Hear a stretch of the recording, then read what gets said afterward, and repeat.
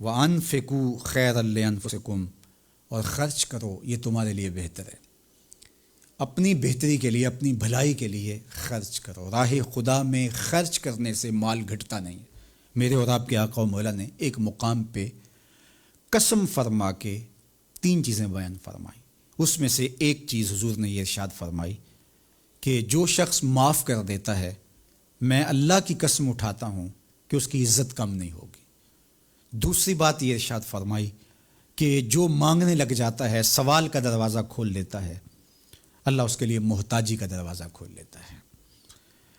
حالات سخت بھی ہوں، اگر قابل برداشت ہوں تو ان کو برداشت کرنا چاہیے تاکہ سوال کی عادت نہ پڑے۔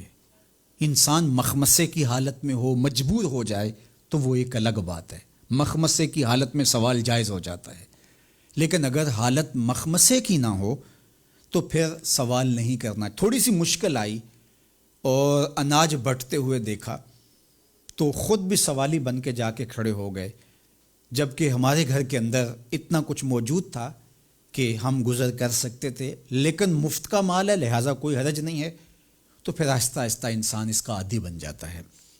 اللہ اس وقت سے بچائے کہ ہم محتاج ہوں اور ہمیں عملاً اس جگہ پہ آنا پڑے، اللہ سب کو محفوظ فرمائے۔ لیکن اگر حالات کچھ تلخ بھی ہوں تو پھر بھی اگر آپ دیکھیں اپنے آپ کو کہ کیا ہم ایسی جگہ پہ تو نہیں ہیں کہ ہم سوال کرنے جائیں، تو باہر ایک ماحول دیکھ کر کے تو لپک پڑنا، تو اس سے آپ کی طبع کے اندر سوال کی عادت پیدا ہوگی۔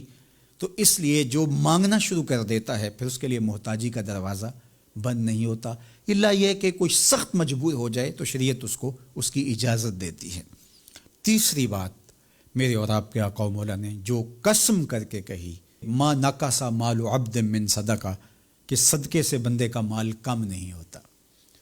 آپ کا اکاؤنٹنٹ کہتا ہے کہ اگر اتنے پیسے اتنوں سے نکال دیے گئے تو باقی اتنے بچیں گے، کیلکولیٹر کا حساب بھی یہی ہے، لیکن میرے محبوب فرماتے ہیں کہ میں ضمانت دیتا ہوں کہ صدقے سے مال کم نہیں ہوتا۔ تو اس لیے تم راہ خدا میں خرچ کرو گے تو میرا رب کہہ رہا ہے خیر لانفسکم، یہ تمہارے لیے بہتر ہے۔ تمہیں لگتا ہے کہ اتنے کم ہو جائیں گے، لیکن ایسا نہیں ہے۔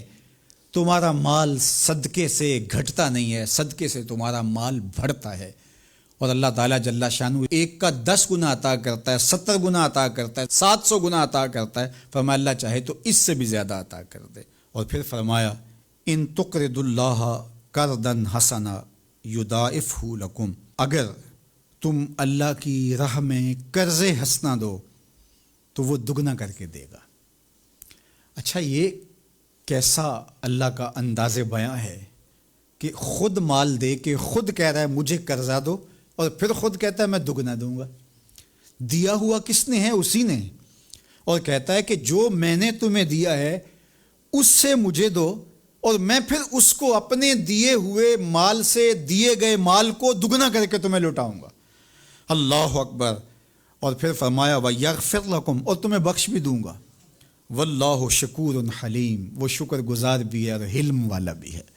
اللہ اکبر، وہ بردبار بھی ہے، وہ تمہارا شکر گزار بھی ہوگا، تمہیں دگنا کر کے بھی دے گا، تمہاری مغفرت بھی کر دے گا، اور تمہارے مال میں کمی بھی نہیں آنے دے گا، اور یہ بہتر بھی تمہارے لیے ہوگا۔ یہ تمہاری آزمائش تھی، تمہارا مال تمہیں دے کر تم سے مانگا، اور جس کے لیے مانگا اس کو اللہ ڈائریکٹ بھی تو دے سکتا تھا، لیکن کہا کہ اس کی آزمائش ہے کہ اس کو غربت کی بھٹی میں ڈالا گیا۔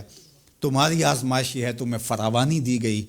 اب دیکھیے کہ وہ آزمائش میں پورا نکلتا ہے، تم آزمائش میں پورے نکلتے ہو، دونوں آزمائش میں پورے نکلتے ہیں، یا پھر تم نامراد اور ناکام ہو جاتے ہو۔ اللہ اکبر۔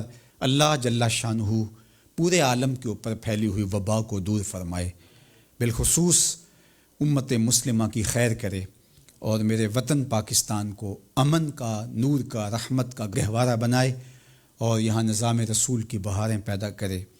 اللہ ہمیں معاشی بحرانوں سے نکال کے معیشت کا استحکام عطا کرے، اور ایک دوسرے کے لیے جذبہ احساس، جذبہ ہمدردی اور راہ خدا میں خرچ کرنے کا جذبہ فراواں ہمارا مقسوم کرے۔